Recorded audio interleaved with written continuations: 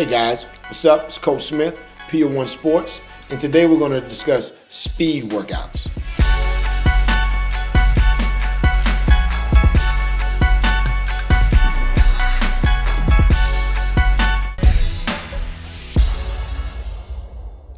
I found that a lot of high school coaches understand mechanics and techniques of acceleration and top speed training, but people are interested into knowing how to actually apply these concepts into their speed workout. Today at Pure One Sports, we put together a list of some of our favorite speed training routines. Build-ups. One of our top speed training drills are build-ups. To set the drill up, simply place 5 cones in a straight line, 10 to 15 yards apart, covering a total distance of about 50 to 75 yards. Have the athletes start and gradually build up speed in between each phase throughout the entire distance. The most important aspect of build-ups is to have the athlete lock into their form from the first step. They should punch that knee forward and begin the step-over technique from the initial step. If correct mechanics aren't locked in from the start, it will almost be impossible for the athlete to transition into faster speeds. Start out with about a 65% burst, and once they have entered phase 2, they should accelerate to about 75. The third phase continue to accelerate, and then the last one be right underneath top end speed. The athlete should remain very relaxed using great arm action, throwing their hands down and behind past the hip, which will allow the stride length to reach full potential. Once your athletes feel comfortable floating during this last phase, they can gradually extend the final phase, maybe 15 to 20 yards further. Next, we have flying 20s. Now, when first introducing flying 20s to your athletes, place a start cone with another at 15 to 25 yards away. The third and fourth cone should be 20 to 40 yards away from the second. The first and second cone is what we call the acceleration zone. The second and third is the actual fly zone, and the third through fourth is what we call the decelerative zone. Have the athlete again lock into their form, as we mentioned earlier, and accelerate to the first cone utilizing the step-over technique. Once they enter into the fly zone, their body position should be upright and tall with the foot striking directly underneath their hips. The coach should see a definitive transition in speed once they enter into the fly zone. Coaches should look for an increase in velocity as the athlete punches the gas. The 20 meters of the fly must be aggressive yet relaxed. Arms are the key to increasing velocity, and you should definitely see an increase in their speed, which will create a faster turnover. Be certain that athletes aren't trying to muscle through the zone with their arms, which will actually cause them to decelerate.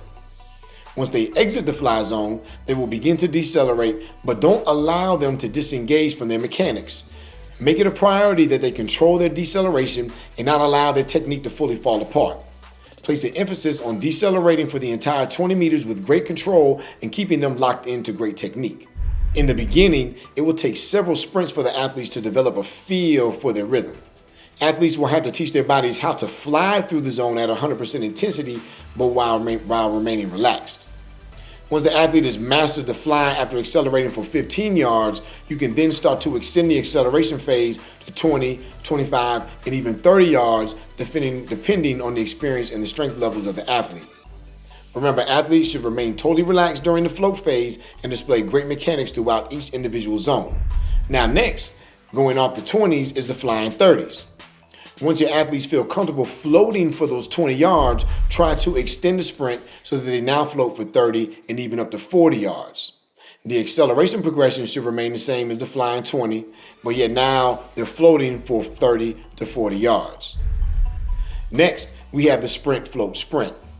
Now, when first introducing the sprint float sprint series, place a cone at the start and a second at 15 yards. The third cone should be placed at 25 yards and a fourth at 35 to 40 yards. The first and second cone is the sprint zone. Second and third cone is what we call the float zone, and the third and fourth zone is another sprint zone. Now check this out. The athlete will come out accelerating aggressively for the first 15 yards and then float as they enter the second zone. Remember, when floating, the athlete neither gains nor loses speed, but maintains the speed reached in the first zone. Body position should be upright and tall, with the foot striking again directly underneath the hips. Now, once the athlete has entered into the last phase, they will try to re-accelerate to 100% of their max speed for the last 10 to 15 yards. Now, once the athlete feels comfortable floating for 15 yards, the acceleration phase can be extended to 20 yards with the same pattern followed. Speed workouts, must understand, takes time to master, but with practice, your athletes can conquer them. Next, we have a float sprint series.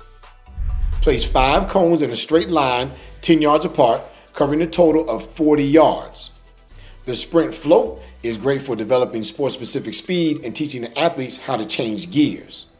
This time, have the athlete lock in and only come out with a 65% effort. Once they have entered into the second phase, try to accelerate to top speed, then decelerating to 75% entering phase 3. Coming into the last phase, athletes should try to re-accelerate again into a full-out sprint. Coaches and athletes make sure that sprint mechanics are maintained during both the acceleration and deceleration phases of this sprint. Now, here's a coaching point. Once athletes have sprinted through the last phase of any sprint drills mentioned above, make sure that they decelerate using great mechanics.